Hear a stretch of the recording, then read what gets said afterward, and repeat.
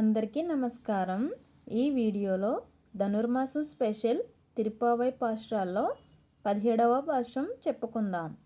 మొదటి పాశ్రంలో శ్రీ గోదాదేవి తన చెలికత్తెలను ఆహ్వానిస్తుంది. రెండవ పాశ్రంలో వ్రత నియమాలను తెలుసుకున్నాం.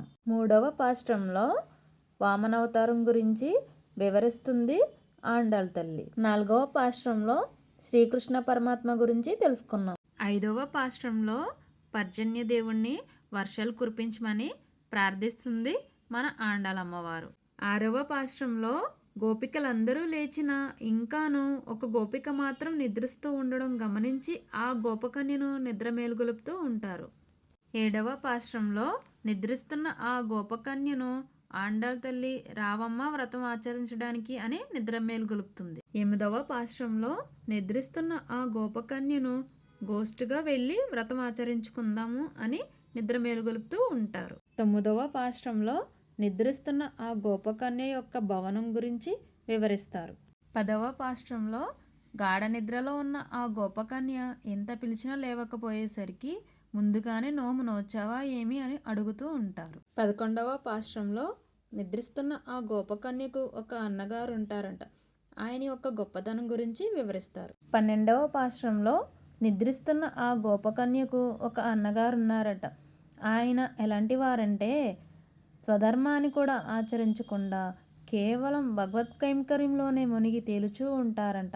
అలాంటి వ్యక్తి యొక్క చెల్లెలి అయిన ఆ గోపకన్యను నిద్ర మేలుగొలుపుతూ ఉన్నారు. 13వ పాశ్రంలో నిద్రిస్తున్న ఆ గోపకన్య నిద్ర నుంచి మేల్కొని కళ్ళు తెరిచి చూస్తుంది. 14వ పాశ్రంలో ఉన్న గోపకన్య యొక్క ఇంటిలోని తోటను వర్ణిస్తారు. అలాగే ఆ పరమాత్మ నేత్ర సౌందర్యాన్ని కూడా వర్ణిస్తారు. ఇప్పటి వరకు లేపబడిన గోపికలందరూ ఒక ఎత్తు అయితే ఈ 15వ పాశ్రంలో గోపిక ఒక ఎత్తు. 16వ పాశ్రంలో గోపికలందరూ కలిసి స్వామివారి దర్శనం కోసం వెళ్ళి అక్కడ ద్వారపాలకుని ఆ నందగోపనుడిని శరణాగతి కోరి వచ్చాము, తలుపు తెరువుము అని ప్రార్థిస్తూ ఉంటారు ఆ ద్వారపాలకుల్ని. 17వ పాశ్రంలో ద్వారపాలకులు గోపాంగులను లోనికి అనుమతిస్తారట. అది ఈ పాశ్రంలో తెలుసుకుందాం. జై రామానుజ. ఇప్పుడు పాశ్రం చెప్పుకుందాం. అంబరమే తన్నీరే షోరే అరం చెయ్యం எம்பெருமான் நந்த கோபால எஜந்திராய் கொம்பனார்க்கெல்லாம் கொஜண்டே குலவிளக்கே எம்பெருமாட்டி யசோத அறிவுராய் அம்பரம் ஊடறுத்து ஓங்கி உலகளந்தா உம்பர்கோமான் உறங்காது எஜந்திராய் செம்பொன் கஜலடி செல்வா பலதேவா உம்பியும் நீயும் ఉరంగేలోరెంపావై. ఇప్పుడు ఈ పాశ్రానికి భావం చెప్పుకుందాం. ద్వారపాలకులు గోపాంగనలను లోనికి అనుమతించగా వారు మొదట అన్న, వస్త్ర, తీర్థాదులను ధర్మబుద్ధితో దానము చేసే నందగోపులను స్వామి మేలుకొనుమని ప్రార్థించారు. ప్రబ్బలి తీగ వంటి స్త్రీలకందరకును తీగవలె ముఖ్యమైన దాన, గొల్ల కులమునకు మంగళదీపం వంటి దాన, మాకును స్వామినివైన ఓ యశోదమ్మ లేమ్మా అని వేడుకొనిరి. ఆకాశమంతెత్తెదిగి సమస్త లోకాలను కొలిచి దేవతలకే రాజైన ఓ కృష్ణ, ఇక నిద్ర చాలునయ్యా, మేలుకో అని ప్రార్థించిరి.